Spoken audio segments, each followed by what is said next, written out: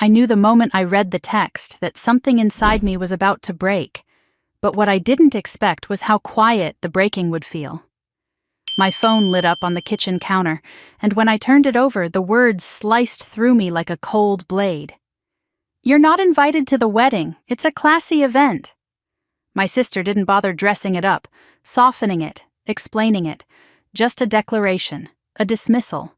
And right below it, like a final twist of the knife, was my mother's reply. A single thumbs-up emoji. An okay sign to cutting me out of the biggest event I had spent months funding. I stared at the screen until my vision blurred. Not because I was surprised. They'd been inching toward this cruelty for years, but because of how easy it was for them. How public. How proud. My hand didn't even shake when I typed back. Understood. I'll cancel the classy payments too. For the first time in 8 years, I didn't swallow my hurt. I didn't apologize. I didn't offer to fix things. I just hit send and waited for the world to tilt. The silence lasted exactly 12 seconds before my phone exploded in vibrations. First Hannah, then Mom, then Hannah again. "You're being dramatic. Stop overreacting. You wouldn't dare. Don't ruin this for your sister." Their voices blurred together into one long, familiar song.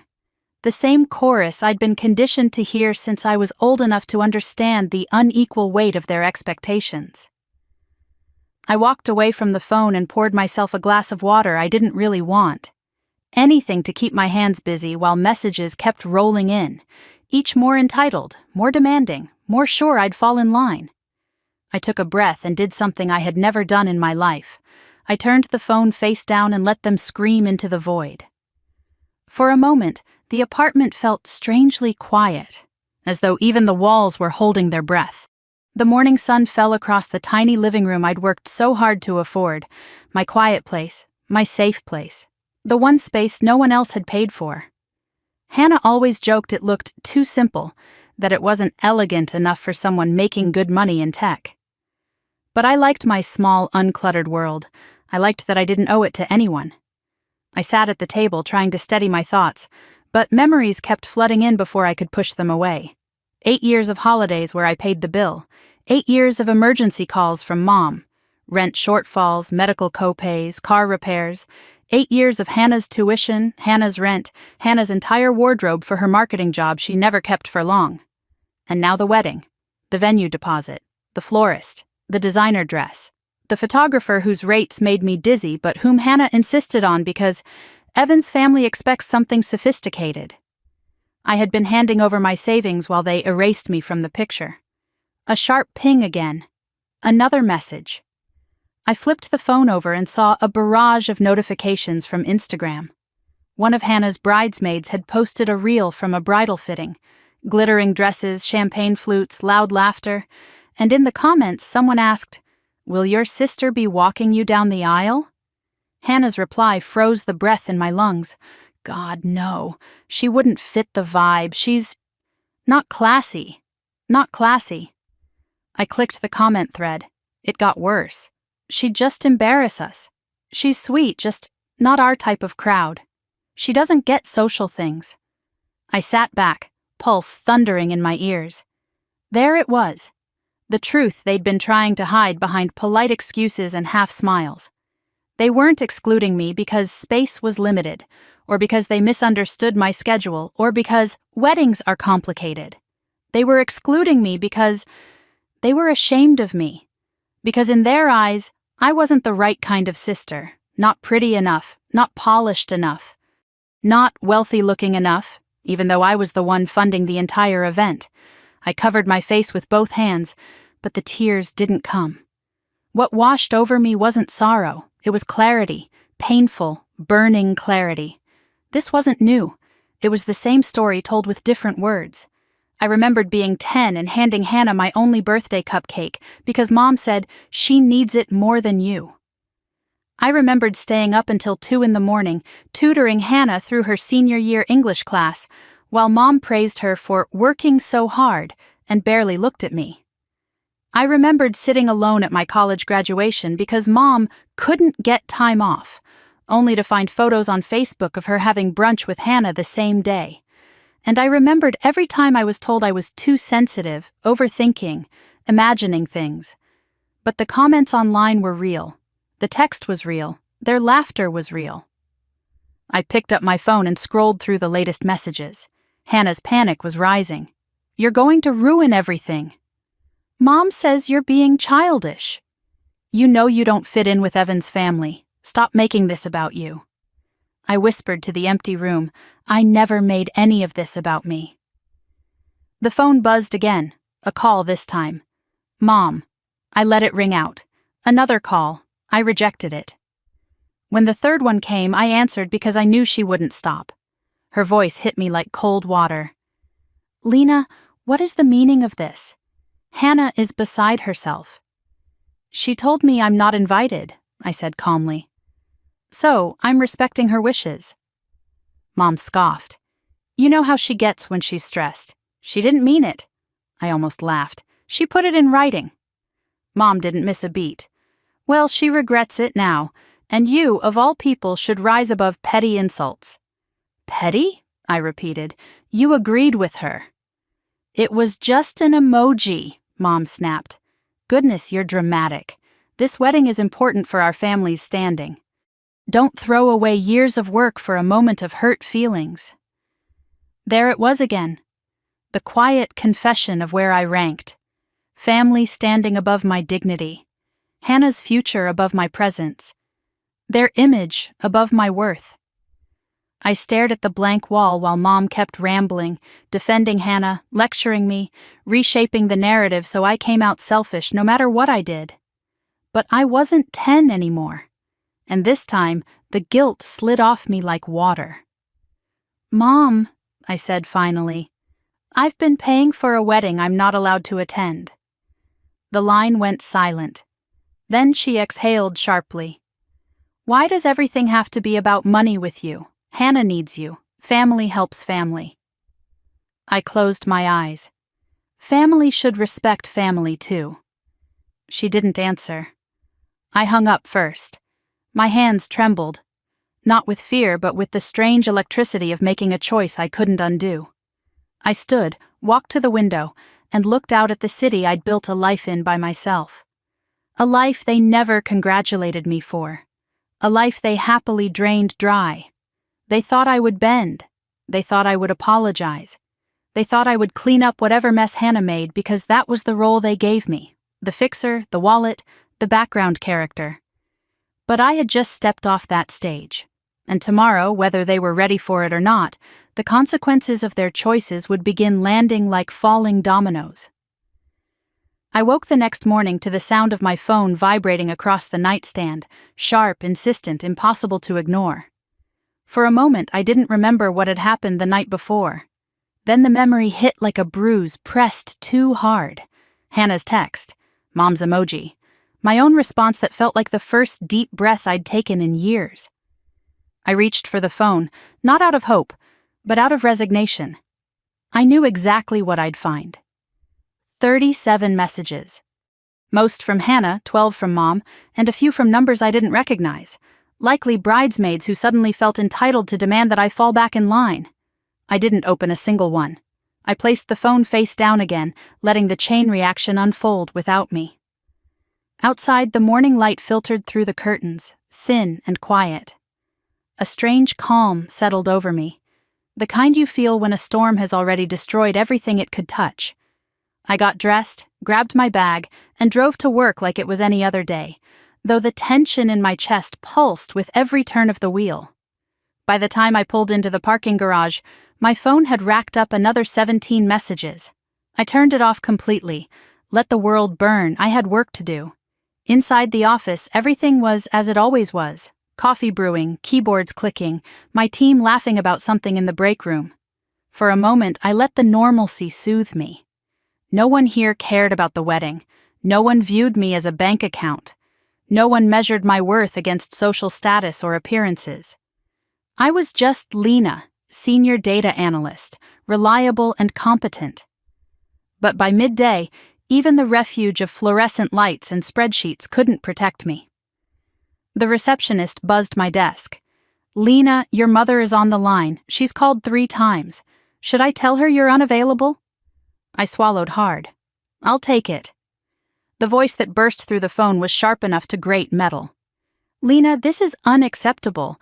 What do you think you're doing ignoring us like this?" "I'm working," I replied, "and there's nothing else to talk about." "Nothing to—" Mom cut herself off with an exasperated breath. "The venue needs payment by Friday. Hannah is falling apart. You cannot just walk away because your feelings are hurt." "It wasn't my feelings that were hurt," I said evenly. "It was my dignity." "Oh, don't start with that." Mom's tone was dismissive. "You've always been too sensitive." "Hannah didn't mean anything by it." "She meant every word," I said. "She said I wasn't classy enough.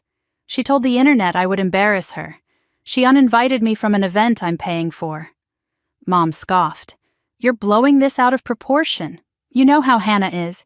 She says things when she's stressed. It doesn't mean she doesn't love you." I laughed softly, without humor. "Love doesn't look like humiliation." Mom ignored that completely.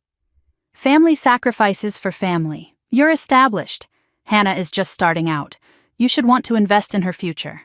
"I have," I said sharply, "for 8 years. College, rent, bills, clothes, emergencies, and now her wedding." "Well," Mom snapped, "that's what older siblings do." "That's what you taught me older siblings do," I corrected. "There's a difference." Her silence wasn't agreement, it was calculation. Finally, she said, "So what? You're really going to let the wedding fall apart because of one little comment?" "It wasn't one comment," I said. "It was a lifetime." Mom sighed dramatically. "You're making a scene, and you're making this about you." "I'm making it about fairness." "Oh, please," she scoffed. "If you cared about fairness, you wouldn't be punishing your sister like this." "I'm not punishing anyone," I said calmly. "I'm just done paying for an event I'm not allowed to attend." Her tone shifted, icy, cutting. "You will ruin this entire family with your selfishness." I closed my eyes. "Then maybe the family shouldn't rest on my bank account," she gasped, furious. "You listen to me." But I hung up. I didn't slam the phone down, didn't curse, didn't cry. I simply ended the call. And for the first time, I didn't feel guilty. The rest of the day passed in a fog. I completed reports, attended meetings, nodded along at conversations I barely absorbed. My mind kept replaying Mom's words. Selfish, dramatic, ruinous. Words she'd thrown like darts at me all my life. Words I used to believe. Words that now felt flimsy and transparent. When work ended, I drove home in silence. No music, no podcasts, just the hum of the wheels on the road and the faint beat of my heart shifting into a rhythm I didn't yet understand. As soon as I walked into my apartment, the quiet felt heavier. I dropped my bag on the couch and sat at the dining table, staring at nothing. Then, before I could stop myself, I reached for my phone and turned it back on. The messages flooded in instantly.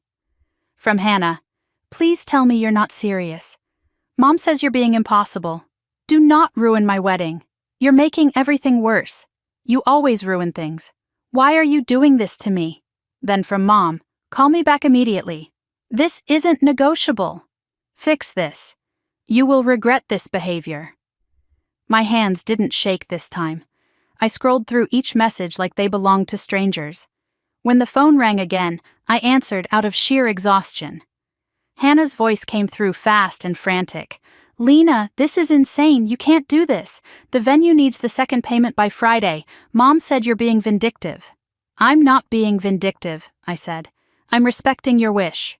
You don't want me there, so you don't need my money." Her inhale was sharp.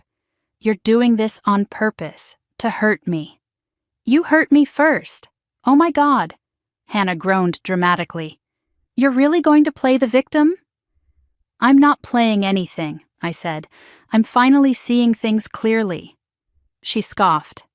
"You don't understand how weddings work, Lena. Evan's parents are old money. They expect things. They expect elegance. You showing up wouldn't match that." There it was. the quiet confession of how she truly saw me. "Then you should have planned a wedding you could afford," I said softly. Her silence this time was shock, not anger. "You're unbelievable," she whispered. "No," I said. "I'm done being unbelievable. I'm done being invisible. I'm done being useful only when convenient." Hannah tried again, desperation creeping into her voice. "Lena, if the wedding falls apart, then it falls apart. You'll ruin everything." "No," I said. "You ruined it when you excluded me." There was no screaming, no fight, just a long, empty pause before she hung up. I set the phone down and let the stillness settle over me. Outside, the sky had turned a deep lavender, the first stars peeking through the evening haze. I sat there watching them, feeling the enormity of what I'd done. For the first time in my life, I had chosen myself. And somewhere deep inside, beneath the fear and the ache and the exhaustion, something warm flickered to life. Small, trembling, but alive. The beginning of a boundary, the beginning of a backbone, the beginning of me. I was halfway through reheating leftovers for dinner when my screen lit up with a fresh notification from Instagram. I didn't want to look. Every part of me was tired of being reminded of a wedding I was apparently too ordinary to attend. But curiosity, or maybe old habit, made me tap the alert. There it was, a bright, glittering carousel, posted by one of Hannah's bridesmaids. "Final dress fitting for the Caldwell wedding," the caption read. A swipe to the next picture showed Hannah standing on a pedestal in a lace gown, chin lifted, smiling like the world adored her. In the comments, someone asked, "Will your sister be part of the ceremony?" Hannah replied within seconds, "Lena? Oh, please, she doesn't quite fit the vibe, lol." Fit the vibe. Another comment, "Aren't sisters usually bridesmaids?" Hannah again, "Some people just aren't classy enough for this kind of event." And then the laughing emoji, echoing the exact one Mom had sent in our group chat. The microwave beeped behind me, but I didn't move. My breath felt stuck somewhere in my chest, not painful exactly, more like numbness masquerading as calm. I scrolled further, and the more I read, the worse it became. "She'd make everyone uncomfortable. She's sweet, but not exactly elegant. Can you imagine her trying to talk to Evan's parents?" A tiny tremor ran through my fingers. I set the phone down before I dropped it, pacing to the sink just to have something to hold on to. I wasn't even angry yet, just stunned, like watching people describe a stranger they'd invented, a socially awkward, embarrassing burden, someone they needed to hide to protect their social ladder climb. I never realized mockery could feel so cold. I picked up the phone again, scrolling with the detached fascination of someone watching a slow-motion car crash. A reel auto-played, a live-stream clip I hadn't seen before. Hannah and her bridesmaids sipping champagne, laughing as they showed off accessories for the big day. And then Hannah's voice, clear and careless. "If Lena came, she'd show up in flats. She doesn't know how to dress for anything fancy." The room erupted in laughter. I felt something in my stomach twist, tight and hot, but my face stayed dry. No tears. Just a sharp, hollow ache that spread through my chest. I exited the app, needing air, needing silence. But the silence wasn't comforting. It pressed in around me like a truth I'd been ignoring for years. They didn't just forget me. They didn't misunderstand me. They didn't take me for granted. They were ashamed of me. I walked back to the table, trying to steady my breathing. My eyes landed on my laptop, still open from earlier in the day, a document pulled up with email threads from various vendors. Deposits, invoices, receipts, thousands of dollars in my name. I clicked through the tabs, scanning each one. A file from the wedding planner caught my eye. A seating arrangement update. The sender line read, "For Miranda and Hannah," with no CC to me.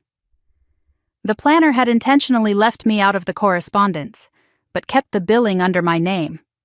I checked older emails. Same thing. Updates about decor, sent to Mom and Hannah.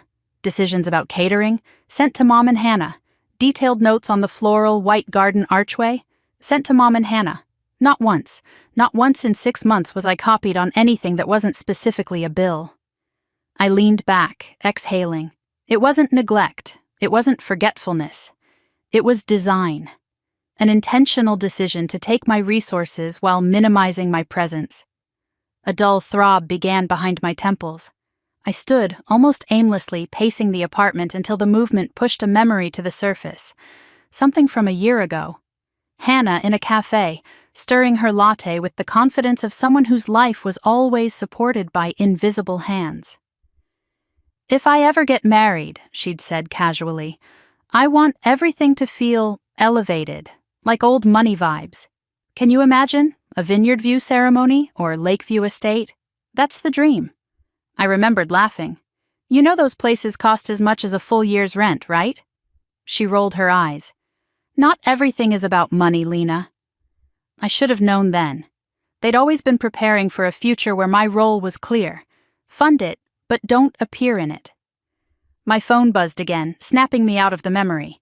This time it was a text from an old college friend, Nora. "You okay? I heard something weird. Hannah has another group chat? Like, without you, the wedding planning one?" My heart dipped. "Another group chat?" I typed. Nora replied almost instantly. "Yeah, someone sent me a screenshot. They call you the boring sister in it." I swallowed. "Can you send it?" A moment later, the screenshot appeared. Hannah, "Do not tell Lena details. She'll make everything awkward." Bridesmaid, "Agreed, LOL." Mom, "Let's keep her out of the planning. Less stress." Hannah, "She's not the type for classy events anyway." There it was. In writing. Their real voices, without masks or politeness or filters. My chest tightened until it was hard to breathe. I sat down, placing my head in my hands. A decade's worth of rationalizations collapsed under the weight of a few sentences. All the times I assumed they were busy. All the times I believed, "You know your sister didn't mean it." All the times I excused Mom's favoritism as, "You're just more independent." No, it wasn't that. It was never that. The truth sat heavy in my stomach. They valued Hannah, and they used me. I don't know how long I sat there before the knock on my door startled me back to the present. My heart jumped, dread pooling in my gut. I approached quietly, looking through the peephole. "Mom," I should have expected it. I opened the door an inch. "What are you doing here?" Mom pushed her way in without waiting for permission, her perfume hitting me before her words did. "We need to talk." I stepped back. "About what?" "You know what?" she snapped. "Your sister is devastated. The venue called her. They said payment hasn't come through." "That's because I'm not making it." Mom's eyes narrowed. "Stop this nonsense. Hannah is under pressure. This is the biggest opportunity our family has had."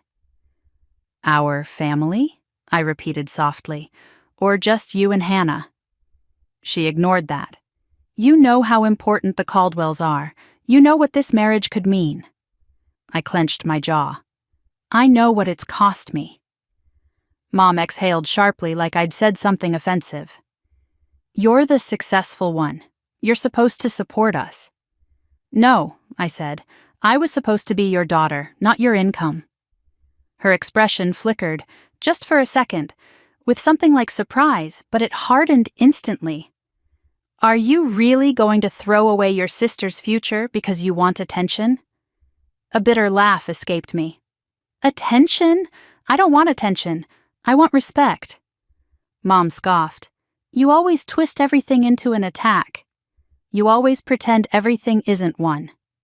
We stood there staring at each other across a canyon built over years of unspoken bitterness. She crossed her arms, eyeing me like a misbehaving child. "Think about what you're doing," she said. "This will embarrass us in front of everyone." "I'm embarrassed," I whispered, "that you care more about appearances than your own child." For once, Mom didn't know what to say. She gathered her purse, straightening her posture. "I hope you come to your senses before the weekend." Then she left without looking back. When the door clicked shut, I let out a long breath I didn't know I'd been holding. The apartment fell into silence again, this time warmer, heavier, but honest.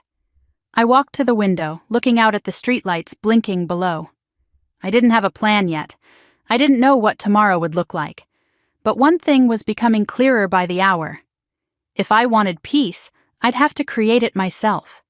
If I wanted love, I'd have to stop begging for scraps. If I wanted respect, I'd have to stop funding my own erasure. And for the first time, I felt something new rise inside me. Not anger, not grief, but resolve. A quiet, steady voice that whispered, "Enough." The instant I refreshed Hannah's Instagram page, the truth landed with a heaviness I couldn't blink away. A new post shimmered across my screen. Soft lighting, champagne flutes, satin robes embroidered with Bride Tribe, and Hannah twirling in front of a mirror while her friends hyped her up. Everything looked expensive, curated, elegant, everything I had paid for. The caption read, "Final dress rehearsal for the Caldwell wedding. Can't wait to celebrate with everyone who matters." Everyone who matters. My throat tightened. I clicked the video attached, a live stream I hadn't watched the night before. Hannah stood in the center of a boutique dressing room, veil draped over her shoulders, bouquet in hand. One of her bridesmaids off camera asked, "What about your sister? Is she helping with any of this?" Hannah laughed. Not a light laugh, a dismissive, condescending one. "Lena? Oh no, she'd die in a place like this. Can you imagine her trying to talk to Evan's parents?" The room erupted into amused giggles.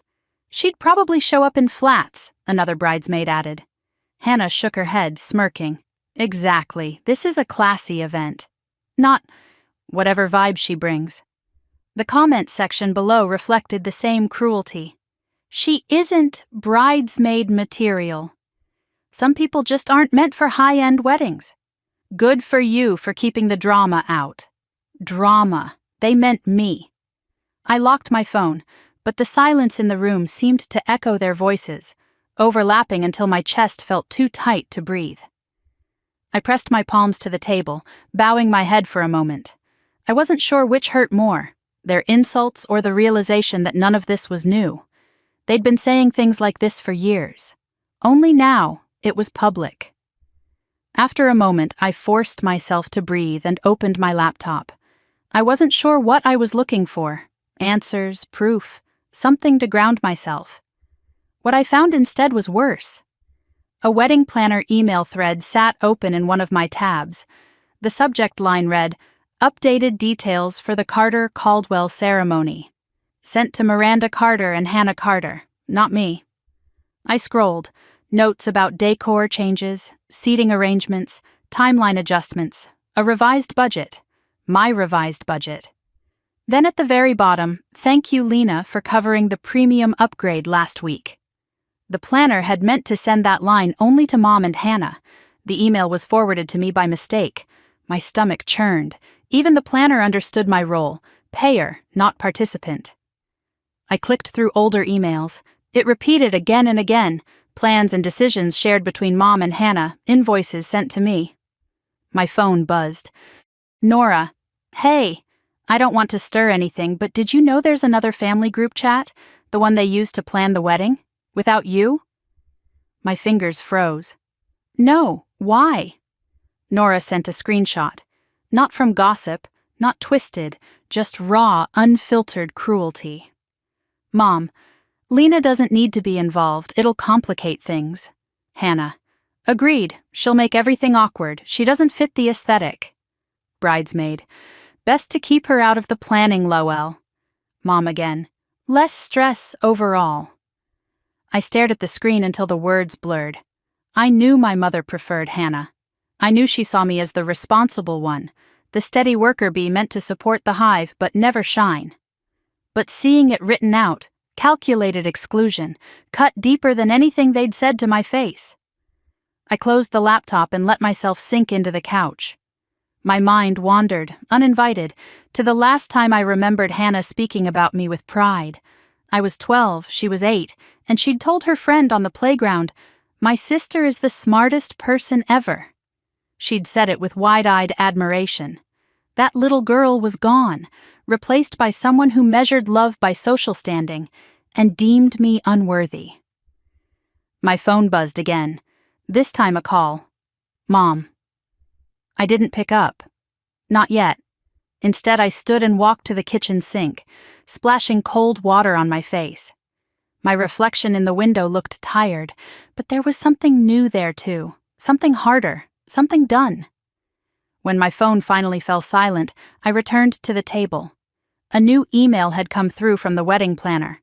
My pulse thudded as I opened it. Hi, Miranda. Hi, Hannah. Just confirming the premium package Lena paid for has been successfully logged. I almost laughed. Not classy enough to attend, but classy enough to fund the entire production. I sat back, staring at the email. Everything inside me pulled taut, then snapped into focus. I wasn't dramatic. I wasn't overreacting. I wasn't imagining patterns that didn't exist. They never wanted me included. They only wanted my money.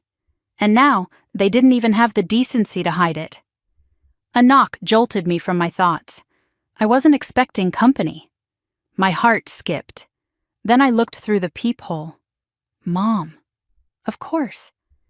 I opened the door just enough for her to slip inside.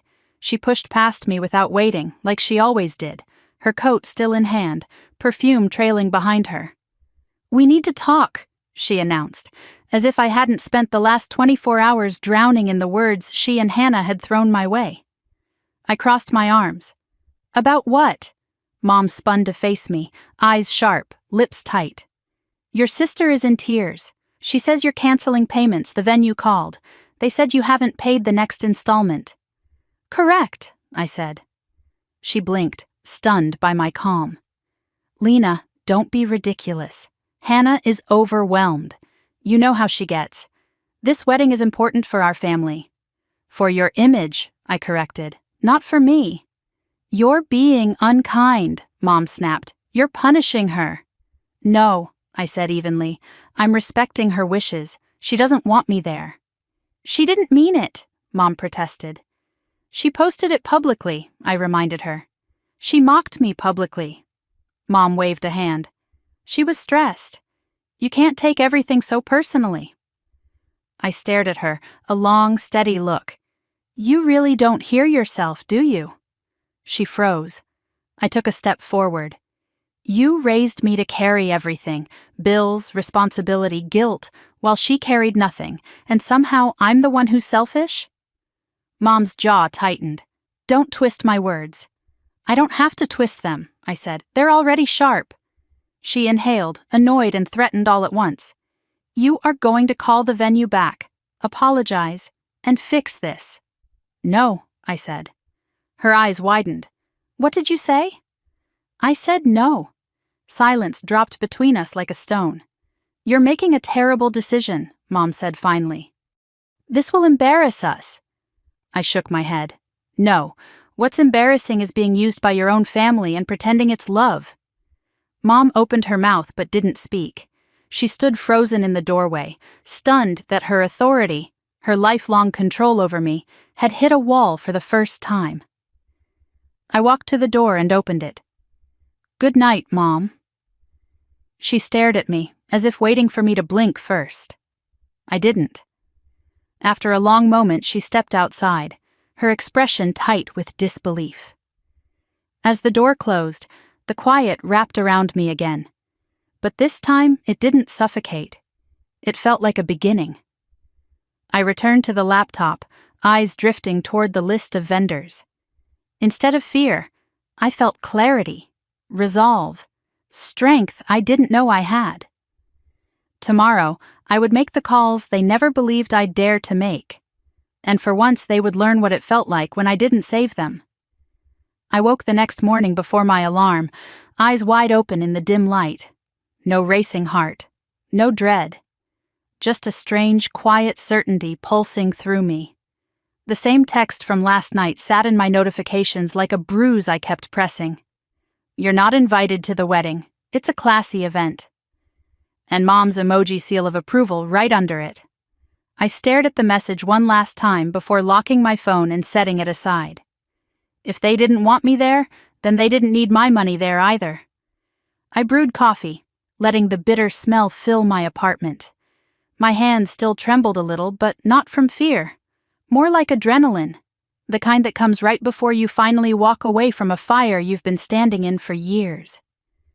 I sat at the kitchen table, the list of vendors pulled up on my laptop, my cursor hovering over the first number. For 8 years I had paid without question. Rent, tuition, repairs, emergencies, this wedding, always the responsible one, the sensible one, the one who picked up the slack while Hannah chased whatever dreams Mom inflated for her. But today, I wasn't the family's invisible wallet. Today, I was done. I dialed the number for Lakeview Estate, the most expensive venue within a 100-mile radius, Hannah's dream location, secured with my signature and my account. A soft chime on the other end, then a cheerful voice answered. Lakeview Estate, this is Christine. How may I assist you? This is Lena Carter, I said. I'm the primary payer on the Caldwell Carter wedding account. I'd like to cancel all future payments effective immediately. There was a beat of silence. Then, all future payments? That's right, Christine hesitated, choosing her words carefully.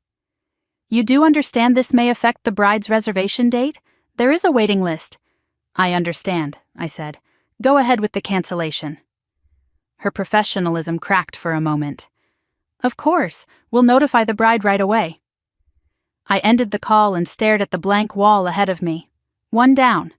Before I could dial the next number, my phone buzzed violently. The florist. I answered.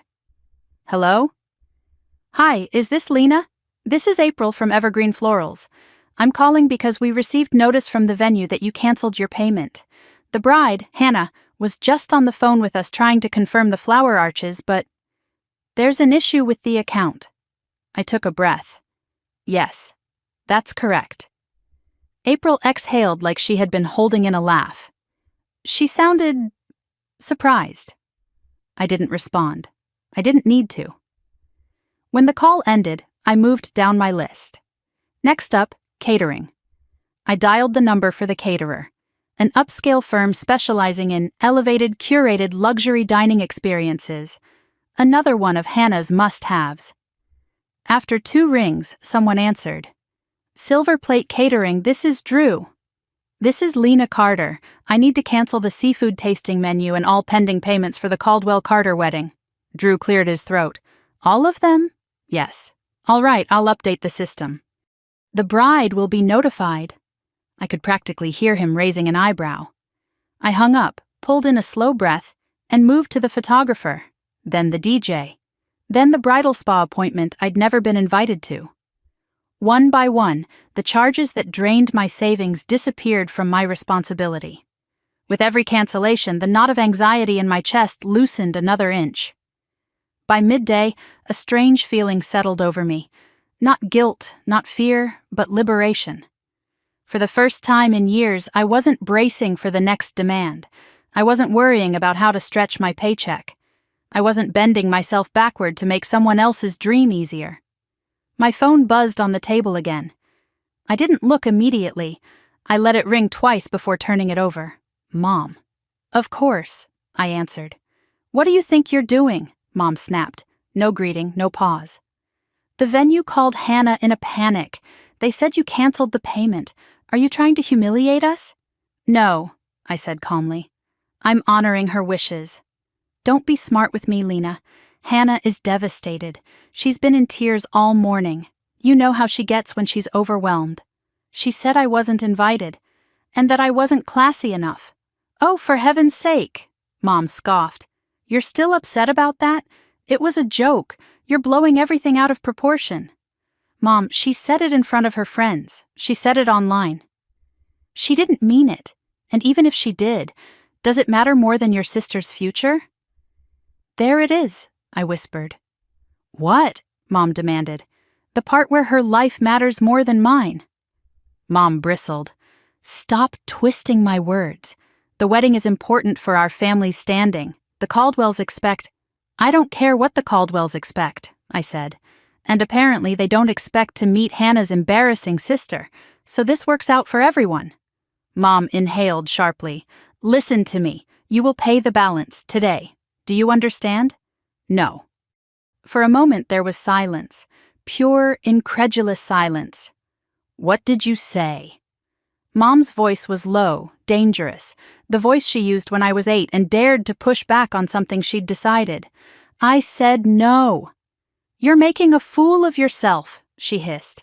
This is childish. This is selfish. This is overdue. I heard her breath hitch, just barely. You will ruin this entire wedding. It's not my job to save a wedding I'm excluded from.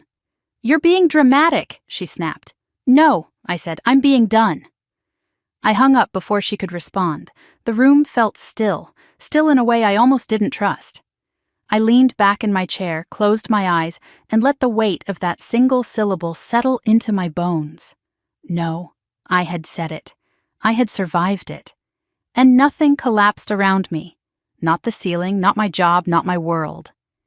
An email notification pinged on my laptop. I opened it. Dear Lena, this message confirms the cancellation of the premium upgrade you financed. Please direct any future inquiries to the bride or her mother. I laughed softly. Not out of joy, but out of disbelief that I had allowed myself to be trapped in this dynamic for so long. My phone buzzed relentlessly over the next few hours with frantic messages from Hannah, alternating between rage, pleading, threats, and guilt-tripping. I can't believe you'd do this. You're ruining my life. You owe me. Mom says she's never been more disappointed in you. We need you. Stop being dramatic. Fix this right now. I didn't answer a single one. By evening, the sun dipped low behind the trees outside my window, casting long shadows across my living room. I sat on the couch, legs pulled up under me, watching the light fade. My laptop still sat open on the coffee table, the vendor list glowing like a scoreboard. For the first time in my entire adult life, I had chosen myself over their demands. And the world didn't end. I felt tired, but in a clean, honest way. Like the exhaustion after tearing down something heavy that was never meant to be carried alone. My apartment felt a little bigger. The air felt a little lighter. And somewhere deep inside, beneath the tremors of lingering fear, something steady was forming. Freedom, boundaries, self-respect. 3 things I'd been told I didn't need. 3 things I had just claimed. Tomorrow the real fallout would come. The calls, the screaming, the manipulation, the panic, the scrambling, the spectacle of watching a wedding built on lies collapse without the foundation of my wallet holding it up. But tonight, I finally let myself rest. Because tomorrow, I wouldn't be their safety net anymore. And it was about time they learned how to stand without me. I called the bank the next morning before I even brushed my hair, still half awake, still wrapped in the numb fog of everything that had happened. The representative confirmed what I already feared. Yes, Ms. Carter, there was an attempted transfer of $12,000 from your investment account. It was initiated online with saved credentials. Saved credentials. Credentials Hannah once had access to, because I trusted her. Because I believed helping family meant giving without question. Because I never imagined she would cross a line like this.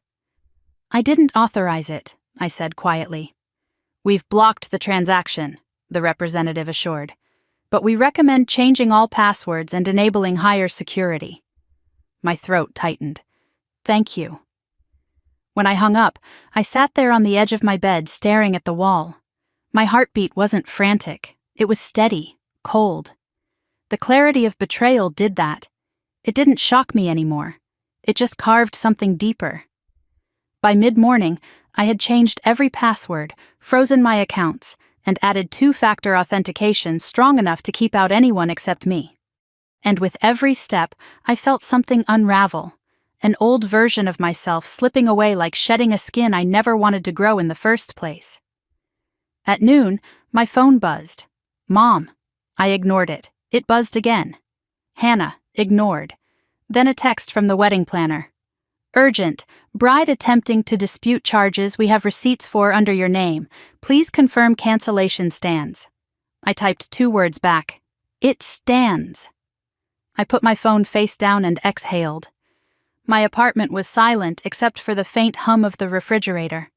And in that silence, something inside me whispered, "You're finally protecting yourself." A gentle knock on my door pulled me out of my thoughts. A soft, hesitant knock, not Mom's, not Hannah's. I peered through the peephole and exhaled in relief. Marcus. I opened the door, and he stepped in with 2 coffees and a paper bag that smelled like fresh cinnamon rolls. "You look like you need carbs," he said. "I do," I said. And for the first time that day, I laughed. We settled at my small dining table. He didn't ask anything at first. Marcus never forced pain out of me. He let it rise on its own. After a few minutes of sipping coffee, he finally spoke. "So," he said gently, "what's the damage today?" I told him. "About the attempted transfer. About Mom showing up last night with her twisted justifications. About Hannah's collapse into public panic. About the truth finally clawing its way through every lie they'd built." He listened quietly, jaw tightening with each detail. When I finished, he asked the question I least expected. "How do you feel?" No one had ever asked me that. Not Mom, not Hannah, not anyone in my family. The question cracked something inside me. I stared at the coffee swirling in my cup, unable to meet his eyes. "I feel stupid," I whispered. "Like I let this happen, like I enabled it." He leaned forward instantly. No, don't you dare blame yourself." "It's hard not to," I murmured. "I gave them everything. I said yes to everything. I made it easy for them to treat me this way." "You made it easy to love you," he corrected. "They chose to use you. That's on them." I swallowed hard, blinking rapidly. "Why does that feel even worse?" "Because you're human, Lena," he said softly, "and because betrayal never comes from strangers." The words hit me so deeply I had to look away. We sat in silence for a moment before he reached into the paper bag and slid a cinnamon roll across the table. "Eat," he said. "Emotional conversations require sugar." I smiled weakly and took a bite. When I finally looked up, he was watching me with that steady, protective expression he always had when life fell apart in my hands.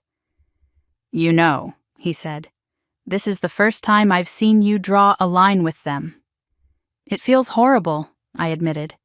"It feels horrible because it's new," he said, "not because it's wrong." I opened my mouth to respond, but my phone buzzed again, vibrating aggressively against the table. I sighed and flipped it over. It wasn't Mom. It wasn't Hannah. It wasn't a vendor. It was an unknown number. A moment later, a voicemail notification appeared. My stomach twisted. I put it on speaker and pressed play. "Hi, Lena. This is Evan." Marcus raised a brow. The voice continued. "I don't want to push, but I think we need to talk. I just found out something, and I think you deserve to know before it gets worse." I glanced at Marcus, who mouthed, "What now?" The message wasn't done. "Hannah told my parents you refused to help because you're unstable. She said you've always been jealous of her, and that she caught you trying to sabotage the wedding planner. My parents didn't believe her, but they asked me to get the truth from you directly." My jaw dropped. He added softly, "I'm sorry she dragged you into this again. Call me when you can." The message ended. For a moment, the room was silent. Then Marcus let out the slowest, most controlled exhale I'd ever heard. "She's unraveling," he said, "and she's trying to drag you down with her." I rubbed my forehead. "Of course she is." "Are you going to call him back?" "I don't know," I admitted. Marcus leaned back. "Well, I do. Yes, you're going to call him, because he's one of the few people actually trying to get to the truth." Before I could respond, there was another knock, louder this time. My blood went cold. Marcus's expression hardened. "Stay here." He walked to the door, looked through the peephole, then sighed. "It's your mom." Of course it was. Before I could tell him not to open it, the knocking grew sharper, more frantic. He unlocked it but didn't move aside. Mom stood there, hair frazzled, eyes swollen, breathing hard, not angry, desperate. "Is she here?" she asked, trying to push past him. Marcus blocked the doorway. "Calm down." "Where is she?" Mom snapped. "My daughter is in crisis and she caused it." I stepped into view. "Mom." Her eyes locked onto mine. "You need to fix this." There it was. The same demand, the same expectation, the same dismissal of my pain. "No," I said quietly. She froze. "What?" "No." Her mouth fell open. "Lena, this isn't a game. Hannah, she's not well. She's saying things. She's trying to survive the fallout of her own lies," I said. "And you're trying to make that my responsibility." "That's what family does," Mom shouted. "No," I said again. "That's what you taught me family does. Real family doesn't demand sacrifice. Real family gives too." Mom didn't speak for several seconds. Her breathing grew shallow. She wasn't angry anymore. She was terrified. "Lena," she whispered, "if Hannah loses everything, I don't know what she'll do." I swallowed.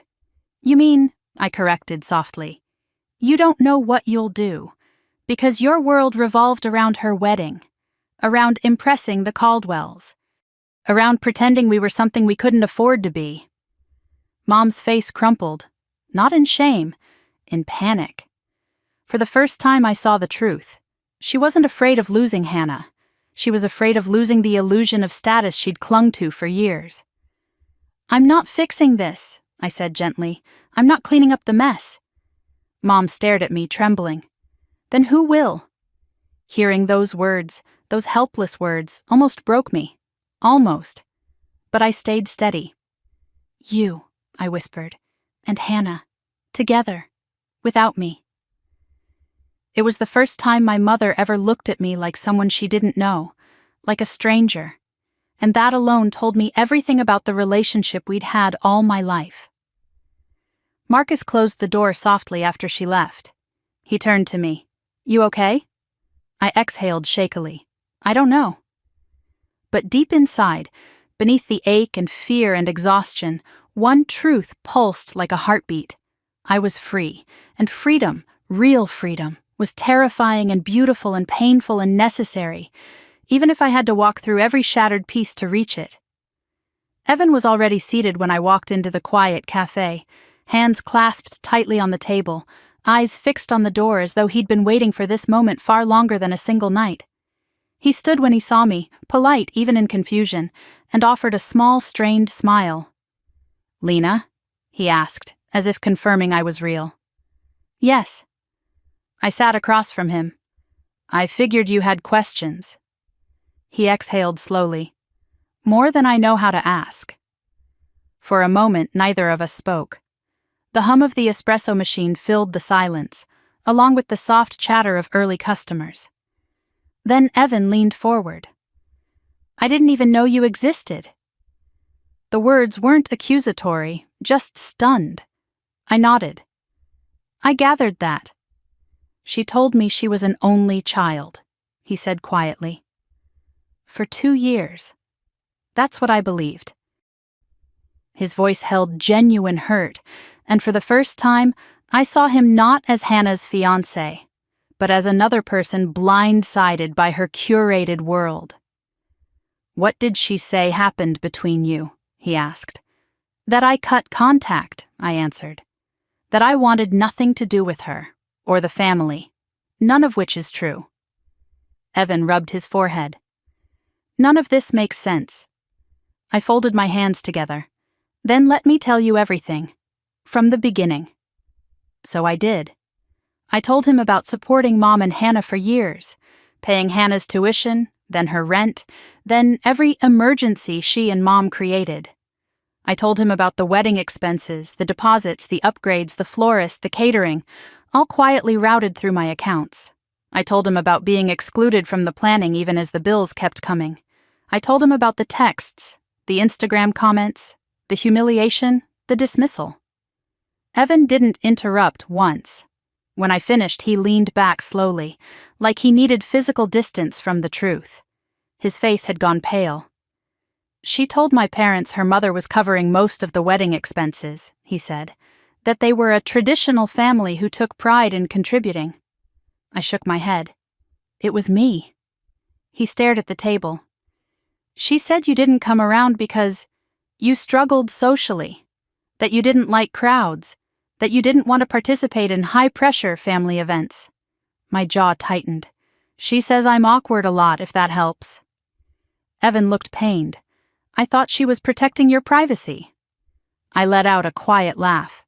She was protecting herself from embarrassment. He didn't deny it.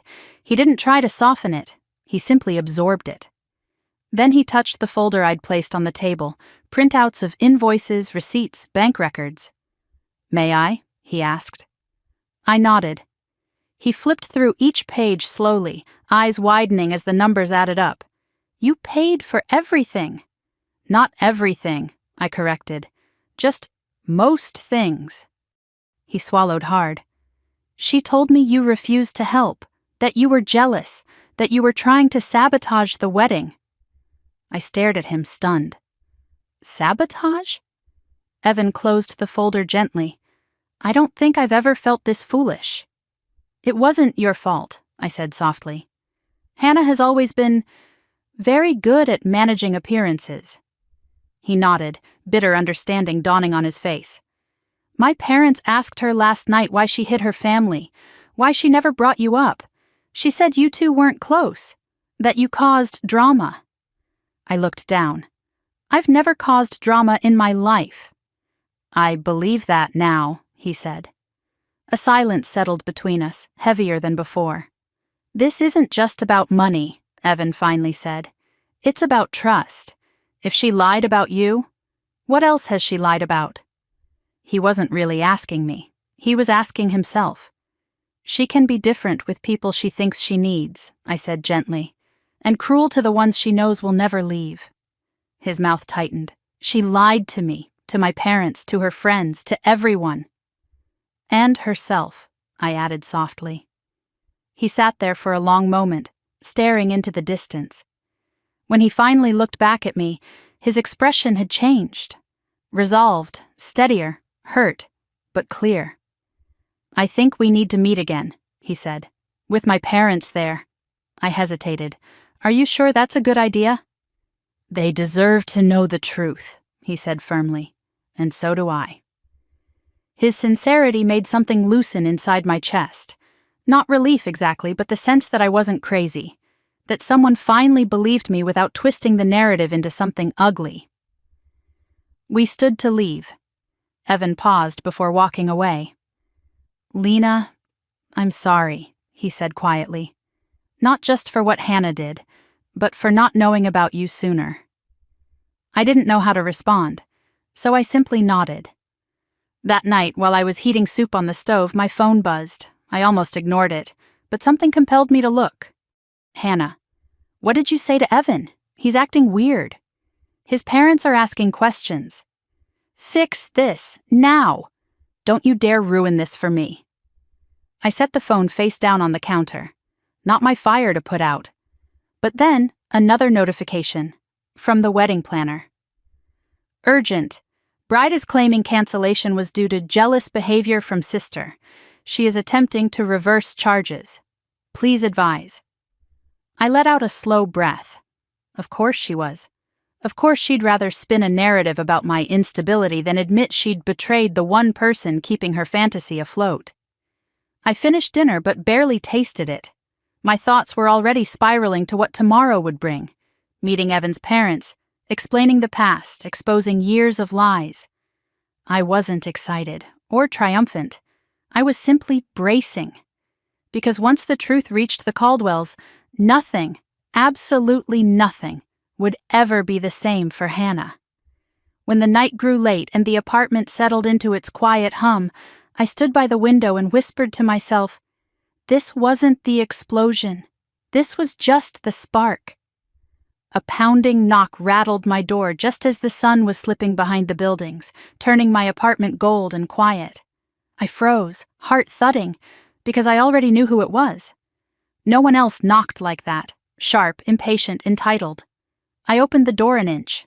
Mom pushed her way inside without waiting. "What did you tell the Caldwells?" she demanded, breath ragged, hair windblown like she'd rushed straight from the car to my hallway.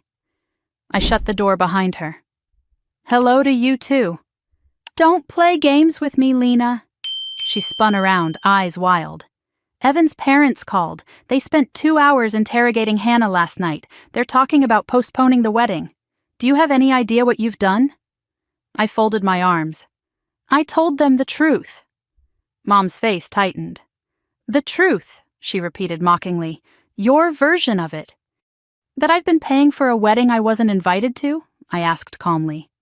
"Yes, that version." She scoffed, pacing like a cornered animal. "You know Hannah lashes out when she's overwhelmed. She didn't mean what she posted." "She meant it enough to write it publicly." I walked past her into the living room, giving myself space. "And you meant your emoji." Mom threw her hands up. "It was just an emoji. You're being dramatic, Lena. This is also convenient," I cut in. "The way everything I feel is always dismissed as exaggeration." Her jaw snapped shut. I stared at her. "You two treated me like a problem to contain, like an obstacle, or worse, like a wallet. I'm done pretending I don't see it." "That's not fair," Mom shouted. "Everything I've done has been for this family." "For Hannah," I corrected. "Always for Hannah." Her nostrils flared. "You're jealous." I laughed once, a sharp sound. "Jealous? Of what? Being mocked, manipulated, hidden?" Mom went quiet. Not defeated, but calculating. She always shifted when she realized pure anger wouldn't win. Then she switched tactics, just like she had my whole childhood. Her shoulders slumped, her voice softened, her eyes glistened. "Lena, sweetheart, Hannah's wedding is our one chance. Don't you want our family to have stability? Respect?" I blinked at her. "Respect?" I echoed. "By lying? By pretending I don't exist?" Mom faltered, like the script she always used finally failed her. Before I could say more, my laptop pinged. A new email from my financial advisor. I opened it, pulse climbing. "Suspicious activity detected on your investment account. Transfer request of $12,000 has been denied pending your confirmation." My stomach dropped. I looked at Mom. Her expression flickered, barely, but enough. "Did you try to access my accounts?" My voice was low, steady, dangerous. She scoffed too quickly. "Don't be ridiculous. I don't even know your passwords." The lie hung in the air between us. Because Hannah did. Hannah had used my card information for years to help speed up the payments. She must have memorized more than I realized. I stepped back. Unbelievable. Mom's face hardened again, relief gone. "If you hadn't cut us off, no one would have needed to take desperate measures." "Desperate measures?" I echoed. "Stealing from me is desperate measures?" She looked away, breath sharp. There were so many things I could have screamed, so many truths that had gone unsaid for decades. But all the fury inside me condensed into one quiet sentence. "You never saw me as part of this family, just as someone who could carry it." Mom flinched, a rare, honest flinch.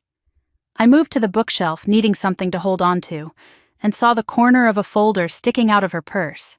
Maybe it was instinct. Maybe it was 20 years of knowing that Mom hid things. Either way, I reached for it before she could stop me. She lunged forward. "Lena, don't—" But it was too late. I slid the papers out and froze. It was a life insurance document. My father's. Dated 18 years ago. Beneficiary, Lena Carter payout. $28,000 dispersed to Miranda Carter. A buzzing sound filled my ears. I didn't know if it was the room or my heartbeat. "You took this," I whispered. "You took money Dad meant for me." Mom's voice rose sharply. "We were drowning after he died. You have no idea what it's like raising 2 kids alone." "You didn't raise 2 kids," I said. "You raised one daughter and used the other." Her lips parted, a small gasp, a blink of panic before anger replaced it again. The frustration of being seen too clearly. I had to do what was best, she said. Hannah needed opportunities. She needed support. She needed more than I did, I interrupted. Mom threw her hands out. You were always fine, independent. I didn't have to worry about you. That's not love, I said quietly. That's neglect. Mom's mouth fell open, stunned into silence. It lasted only a breath. Then her face twisted. Don't talk to me like that. I sacrificed everything for this family. No, I said. You sacrificed me. She staggered back as if slapped. I didn't raise my voice. I didn't cry. I didn't beg for her to understand. Something inside me simply settled. Mom, I said softly, I owe you nothing. And whatever version of me you think you get to control, that version doesn't exist anymore. Her eyes hardened into something brittle and furious. You're making a terrible mistake, she said, voice trembling. You're choosing strangers over your own family. I put the folder back into her hands. No, I'm choosing myself, for the first time. Mom stared at me, chest rising and falling like she was holding back another scream. But she didn't scream, she didn't plead, she just stood frozen, unable to find a version of the story where she won. She walked to the door, pausing with her hand on the knob. You'll regret this, she whispered. I already regret staying silent for so long, I said. She left, slamming the door hard enough to rattle the frame. I sank onto the couch, the folder still warm in my hands. My father's name stared up at me, written in ink that somehow still felt fresh. I pressed the paper to my chest and inhaled shakily. For the first time in months, maybe years, the tears came. Slow, quiet, but real. Not because I felt broken, but because I finally understood how long I'd been holding the pieces together alone. And somewhere in that grief, another truth bloomed. If they could betray me this deeply, maybe it was time I learned who I was without them. The restaurant Evan chose was quiet, elegant, the kind of place with warm lighting and thick tablecloths. Nothing like the spaces where Hannah performed her curated life. I arrived right on time, nerves humming under my skin, but when the hostess led me toward the back of the dining room, I forced my spine straight. I wasn't the one who needed to explain myself tonight. Evan stood as soon as he saw me. His parents, Margaret and Charles Caldwell, sat on either side of him, both composed, both watching me with the kind of polite interest reserved for unexpected guests in their carefully arranged world. Lena, Evan said softly, thank you for coming. Of course, I replied, though I wasn't sure it was true. I took my seat. A waiter came by, poured water, disappeared. Silence settled like dust. Finally, Margaret leaned forward, her eyes sharp in a way that didn't feel unkind, just observant. We appreciate you making the time, she said. We've learned quite a few things this week that we hadn't anticipated. I folded my hands on the table, bracing myself. I understand. Charles cleared his throat. We'll be direct. Hannah told us she was an only child, that you'd cut ties with the family years ago due to conflict. I exhaled slowly. That isn't true. So we gathered, Margaret murmured. Evan lifted a folder, the one I'd brought him yesterday, and placed it gently in the center of the table. My parents looked through everything, he said quietly. The invoices, the bank records, the email chains. Charles nodded. We had no idea you were financially responsible for nearly the entire wedding. Or your sister's education, Margaret added, or the mortgage payoff. Their tone wasn't judgmental.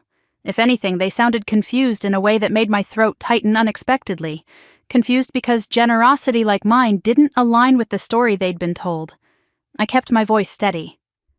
I supported my family for years, sometimes because they needed it, sometimes because they expected it, and sometimes because, well, that's the dynamic they raised me into.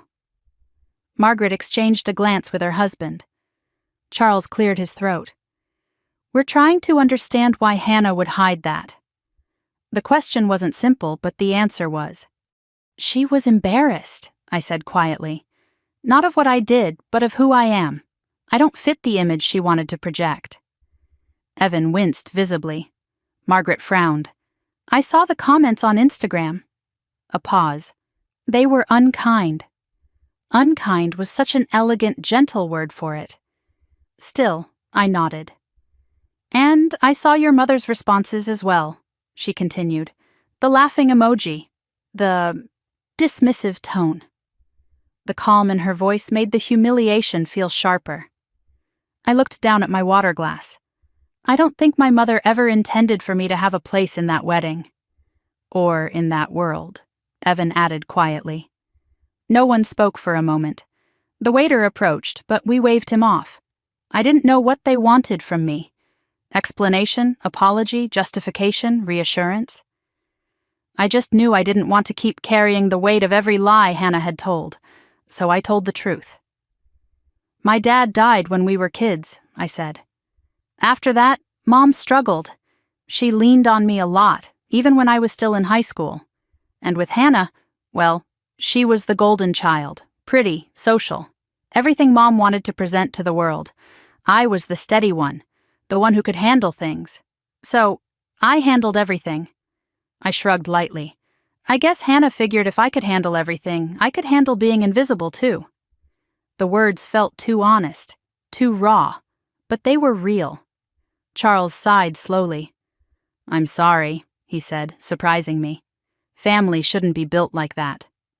For a moment, I didn't know how to respond. Then Margaret leaned in again. We don't care about prestige or appearances, Lena. We care about honesty, and what we've discovered this week has shaken our trust. I nodded, though the knot in my stomach tightened. I'm sorry you were dragged into this. You have nothing to be sorry for, Evan said firmly. I looked at him, meeting his eyes for the first time since sitting down. He looked deeply conflicted. Hurt, disappointed, angry in a way that wasn't loud but hollow. A fracture widening behind his ribs. He took a breath. I don't know what happens next. I don't know what this means for our engagement. But I do know that I can't move forward without understanding the truth. And you've been the only one willing to tell it. I swallowed hard. I hadn't expected that to affect me, but it did. Margaret nodded thoughtfully. If your sister had simply said she was embarrassed about her upbringing or about money, we might have understood. But to erase family? To lie so effortlessly? She shook her head. It reflects deeper issues. Charles looked at Evan. Son, you know how we feel about integrity. Evan nodded. I do. The room grew still, heavy with decisions none of us could make for him. He turned to me again. Lena, is there anything else we should know? Anything Hannah might try to spin? I hesitated. Mom's attempt to access my investments, the hidden insurance payout, the years of manipulation. But some truths weren't mine to hand them. Not yet. Not like this. I chose the gentlest version of the truth. Just be prepared for Hannah to defend herself by attacking me. It's her default. But every document I gave you is factual. Every payment is traceable. Every exclusion is documented. Evan nodded slowly. Thank you. The conversation softened after that. We talked about my job, my apartment, my father. Things that felt strangely personal to share with people I hardly knew, yet somehow safer than sharing them with my own family. At the end of the meal, Margaret placed her hand on mine, warm, firm, kind. For what it's worth, she said softly, you seem like someone any family should be proud of. The compliment hit a tender part of me I didn't know was exposed. I managed a quiet, thank you. Outside the air was crisp, the sky brushing into evening blues and purples. Evan walked me to my car. I'm sorry again, he said, for all of it. You don't have to apologize for her choices, I replied. He looked down at the pavement. I feel like I've been living beside a stranger. I didn't have anything comforting to offer, so I simply said, truth always comes out. It's painful, but freeing. He nodded, though there was pain in his eyes. Take care tonight, Lena. You too. As I drove home, the reality of the evening settled over me like a weighted blanket. I had spoken my truth. They had listened. And tomorrow, things would break open even further. When I stepped into my apartment, the quiet met me like an old friend. I kicked off my shoes, sat on the couch, and let out a breath I hadn't realized I was holding. My phone buzzed. Hannah. Where were you tonight? Answer me. Why did Evan's parents say they met you? What did you say? You are ruining my life. If my engagement ends because of you, I'll never forgive you. I didn't respond. Instead, I turned off my phone. Then I leaned back, closed my eyes, and let a single startling truth settle into place. For the first time in my entire life, I wasn't the one trying to fix what someone else broke. And I wasn't responsible for putting Hannah's world back together. She'd have to face the truth herself, whether she forgave me or not. That morning, the first sign something had shifted came from the silence. For weeks, my phone had been a nonstop storm. Calls, texts, missed calls, voicemails, accusations, guilt trips, demands. But when sunlight crept across my bedroom wall, my phone didn't vibrate, didn't blink, didn't scream for attention. It simply lay there, quiet. I almost didn't want to touch it, afraid the peace might dissolve the second I looked. But habit won. I reached for it, unlocked the screen, and stared. 32 missed calls from Hannah, 6 from Mom, 12 from an unknown number that I suspected, correctly, was the wedding planner. But no new messages this morning, not yet. The storm had paused. The eye was here. I slipped the phone into my pocket and got ready for work.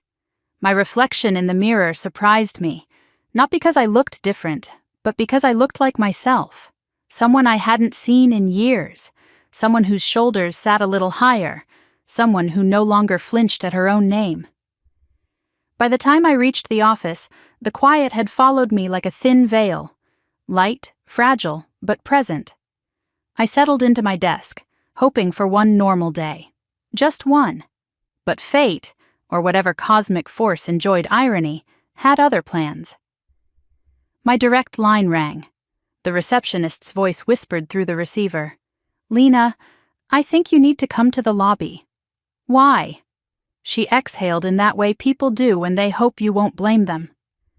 Your mother is here, and your sister. My stomach sank. Of course. The storm hadn't paused. It had gathered. I took the elevator down slowly, giving myself time to brace. But nothing could have prepared me for what I saw when the doors opened. Hannah sat in the lobby chair, sunglasses on indoors, shoulders shaking. Not delicately, not gracefully. She was sobbing with the intensity of someone whose world had cracked, and she had no idea how to pick up the pieces. Mom stood beside her, stiff-backed and fuming, like she could hold Hannah together by sheer willpower. The moment they saw me, Hannah tore off her sunglasses. Her eyes were swollen, her mascara streaked. How could you? She choked. I walked past her and sat in the chair opposite them, calm as I could manage. What happened? She stared at me like I'd stabbed her. Evan ended the engagement. The words hit the room like shattered glass. Even the receptionist flinched. I inhaled deeply. I'm sorry, Hannah. No, you're not, she snapped, voice cracking. You did this. You ruined everything. I didn't respond immediately, letting her cry, letting Mom glare daggers into my skull. Finally, Hannah spoke through gasps. He said he can't trust me. She wiped her face, smearing makeup further. He said he doesn't care about money. He cares that I lied. About you, about Mom, about everything. I nodded slowly. That's fair. She stared at me in disbelief. Fair? Fair? Lena, he left me. He said he needs time apart to think about whether he even knows who I am. That sounds honest, I said quietly. Hannah slapped the arm of her chair in frustration. Stop talking like that. Mom stepped forward. This is your fault, Lena. All of it. If you hadn't inserted yourself... I didn't insert myself, I cut in softly. I told the truth when I was asked. You could have protected her, Mom spat. I tilted my head. She didn't protect me. A flicker of guilt crossed Hannah's face, but it vanished quickly under resentment. You didn't have to tell them everything, she whispered. I kept my voice steady. What did you want me to do? Lie for you? Hide for you? Pretend I didn't exist? Yes, Hannah shouted. Yes, it was working. Everything was finally working. Evan's parents liked me. I was part of their world. I was moving up. And you destroyed it. I leaned forward, elbows on my knees, looking at her long enough for her to actually meet my gaze. Hannah, I said softly, you destroyed it the moment you built it on lies. Her breath caught. For a second, her face crumpled, not in anger, but in something like recognition. But it was gone just as quickly. Mom stepped between us, as though shielding her favorite child from the truth. Your sister's world is collapsing, and you sit here, acting superior. We are your family. You owe us compassion. You owe us support. I owe nothing, I said, still calm, still quiet. Not anymore. Mom blinked, stunned, like the words were foreign. Hannah stood abruptly, her chair screeching across the lobby floor. Come on, Mom. She doesn't care. She never cared. I frowned. That's not true. I cared so much that it broke me. She scoffed through fresh tears. Look at you. Acting like some innocent victim. Like you didn't want this. Like you didn't enjoy watching me fall apart.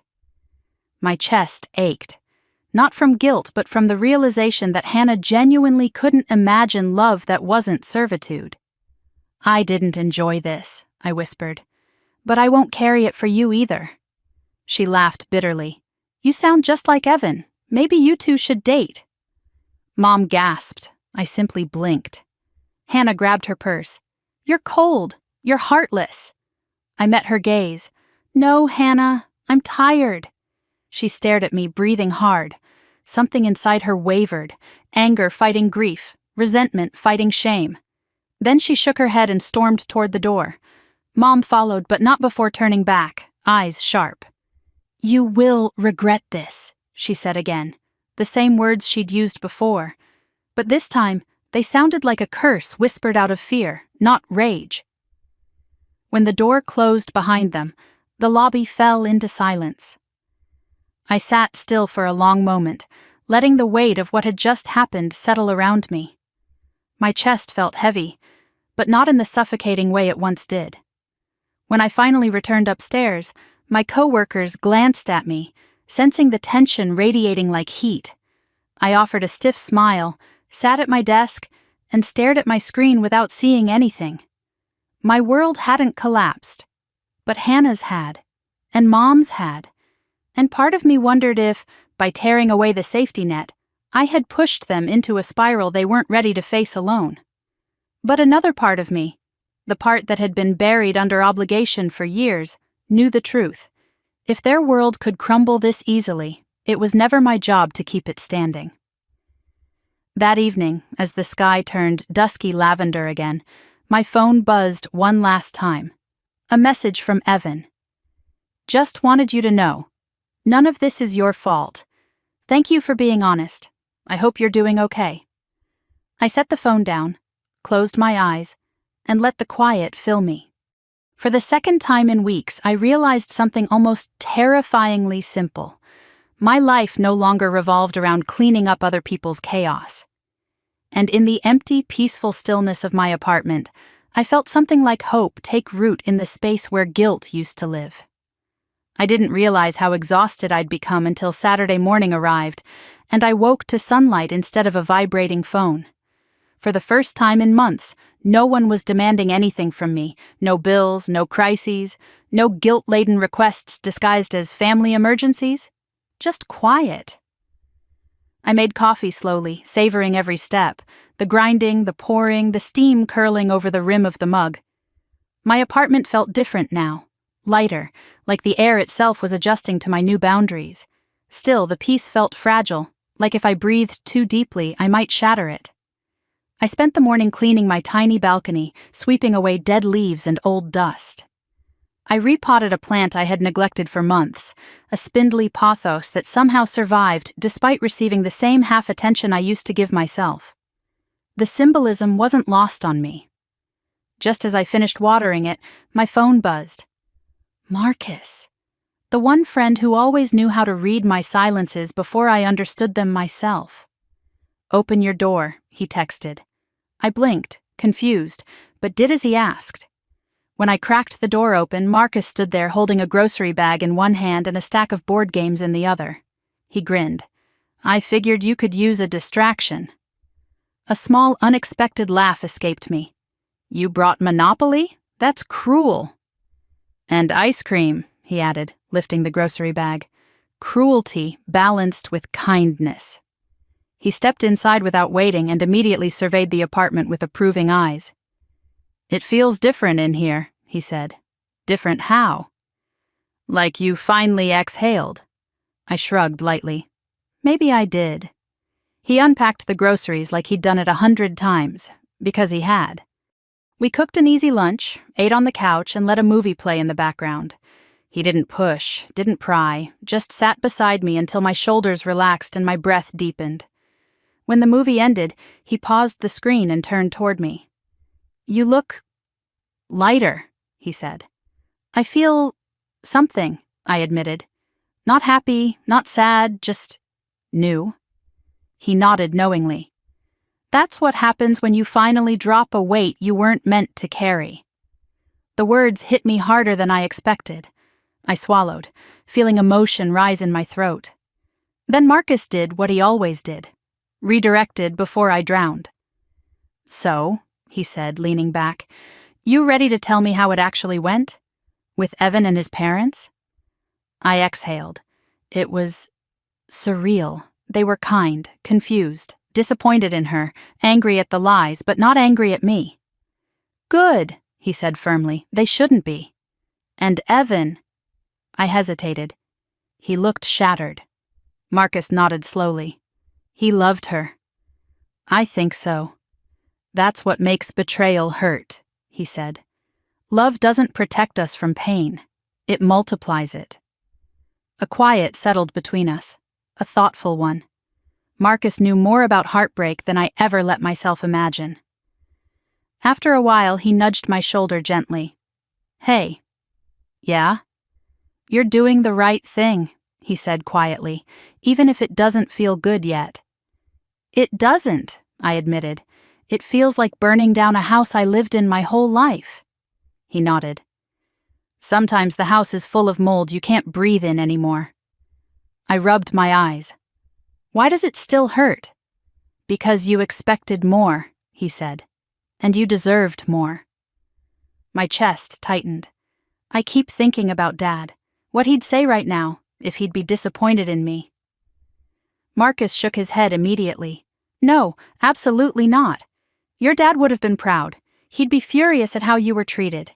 And he'd want you to stop setting yourself on fire to keep everyone else warm." The tears hit before I could stop them. Not sobs, just quiet, steady tears that burned on their way down.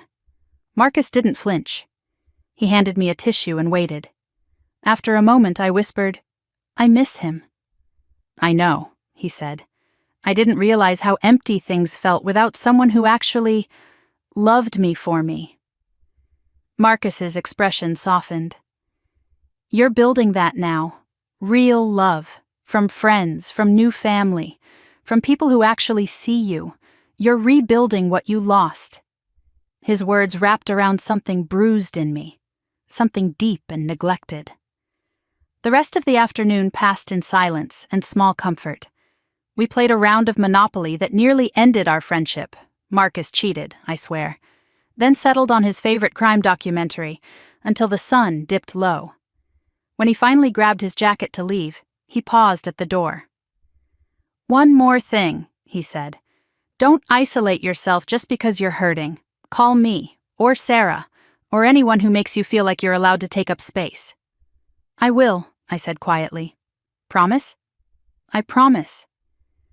After he left, the apartment felt different again, Not heavy, not lonely. Just still. A good kind of still. I grabbed a blanket, curled up on the couch, and let myself breathe. Then my phone buzzed. Not Hannah, not Mom, Sarah. The woman from my office who had quietly become one of the kindest, steady points in my life. Her text was simple. Checking in. How are you holding up today? I read it twice, 3 times. Then typed back, better than yesterday. She responded almost immediately. Good, you deserve better days. My chest warmed. We texted for an hour about movies, stress baking, her dog's habit of chewing through socks. Nothing heavy, nothing dramatic, just human connection, real connection. And somewhere in that small, gentle conversation, something inside me shifted again. A seed of possibility, a hint of hope, a sense that maybe life could be soft again. Later that night, before bed, I opened my journal, something I hadn't touched in years, and wrote a single sentence on a blank page. For the first time in my adult life, I'm learning what peace feels like. Then I closed it gently, and for the first night in months, I slept without waking once, without fear, without guilt, without waiting for the next crisis to fall into my lap. Chapter 11 wasn't about confronting my family. It was about confronting myself, and realizing I was finally becoming someone I wanted to know. The trees outside my window had begun turning to amber and rust, their leaves fluttering across the sidewalk like quiet reminders that seasons change, whether we're ready or not. I stood at the stove stirring cranberry sauce, something I'd never made from scratch before, when the realization hit me. This was the first holiday I had ever planned for myself. Not for Mom, not for Hannah. Not because I was expected to, because I wanted to. Thanksgiving at my place. How strange. How impossible it would have sounded a year ago. And yet here I was, calm, steady, barefoot in my own kitchen, watching steam curl above a pot that smelled like cinnamon and new beginnings. Sarah arrived first, carrying a beautifully uneven homemade pie and smiling like she'd brought the sun with her. I wasn't sure if it would set, she said, laughing as she handed it to me. But I figured even if it collapses, it's still edible. I touched her hand softly, lingering 1 second longer than necessary. It's perfect. She didn't pull away. Then the doorbell rang again, Marcus and his wife, bringing laughter, wine, and a board game. He swore we wouldn't fight over this time. My cousins trickled in next, arms full of food and easy warmth. My Uncle Robert brought old photos again, determined to help me rebuild the parts of childhood I'd only half remembered. And finally, just as I was lighting candles on the dining table, a hesitant knock. Hannah stood in the doorway. No dramatic makeup, no expensive coat, just a simple sweater, red eyes, and a tentative smile that looked painfully unfamiliar on her face. "Hi," she whispered. I nodded softly. "Hi." She stepped inside like she wasn't sure she was allowed to. She held a dish with both hands, a lopsided pan of cornbread. "I made this," she said. "It's the only recipe I didn't mess up." I smiled. "It smells great." She exhaled with visible relief. For the first time in years, she didn't act like a princess entering her kingdom. She walked in like a person entering a space she hoped she could earn a place in. Mom arrived last, lingering on the threshold even longer than Hannah. Her hands clutched a dish wrapped in foil, a sweet potato casserole, my dad's favorite. When she finally met my eyes, hers weren't sharp or demanding. They were tired, and something else. Something like humility, or fear, or the beginning of understanding. "Thank you for inviting me," she said quietly. I nodded. "Thank you for coming." She stepped inside. It was awkward at first, a dozen small silences, a dozen careful words. But the room gradually softened. Friends mixing with family, new laughter replacing old tensions. Sarah chatted with my cousins while Marcus poured wine for everyone who wasn't driving home. My uncle told a story about my dad that made me smile in ways I hadn't since childhood. And slowly, almost cautiously, Mom and Hannah drifted closer. To me, to each other, to the table where something like reconciliation simmered alongside the food. When we finally sat down, 12 people around a table meant for 8. I looked at the mismatched chairs, the slightly uneven plates, the candle that kept flickering like it was laughing at us. And I felt something warm bloom deep inside my chest. This wasn't perfection. It wasn't a curated social stage. It wasn't a family polished for public approval. It was real, messy, human.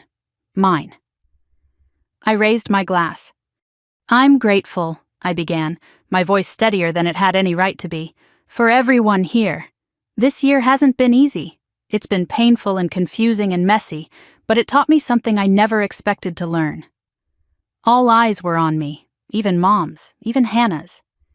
It taught me the difference between obligation and connection, the difference between being needed and being valued, and it taught me that family isn't the people who demand from you, it's the people who grow with you. The room was silent in the softest, most respectful way. I swallowed, emotion thick in my throat. Thank you all for being here, for choosing to be here, for helping me start something new. "To new beginnings," Uncle Robert said, lifting his glass. We clinked, we ate, we laughed, we slipped, we apologized, we navigated. Little by little, the edges softened. Later, as the night wound down, Hannah drifted toward me near the window. The city lights reflected in her eyes, making her look younger than I remembered. "I need to say something," she whispered. I waited. "I'm sorry, Lena. For the wedding, for the lies, for everything." Her voice cracked. "I didn't realize how much I hurt you because I never looked at you. Not really. I only looked at what you could do for me." I felt that land in my chest, heavy, raw, but true. "I'm trying to change," she continued. "I'm seeing someone, a therapist. She's making me face things I don't want to face, things about myself, about Mom, about us." I nodded gently. "That's good, Hannah." She wiped her eyes. "I miss you. I want us to have something real, someday." A softness touched me then. Not forgiveness, not yet, but the possibility of it. "We can start slow," I said. Her relief was palpable. Mom approached next, hesitant, almost frightened. "Lena," she began, "I know I've made mistakes." I looked at her, letting her speak. "I favored Hannah. I leaned on you too much. I know that now. I didn't see you were hurting because I didn't want to look. And I'm sorry." It wasn't much, but it was more than she had ever offered. "We'll figure it out," I said quietly. She nodded, eyes glassy. When everyone left, casserole dishes empty, candles burned low, laughter still echoing faintly, I stood alone in my apartment, surrounded by the remnants of a holiday that felt like a new chapter rather than a painful reminder. I cleaned slowly, letting the peace settle. Then Sarah tapped lightly on the doorframe, having stayed behind to help. I turned toward her. She smiled in that gentle, honest way that never demanded anything from me. "Proud of you," she said. I stepped closer, letting myself lean into her warmth for a moment. "Thank you."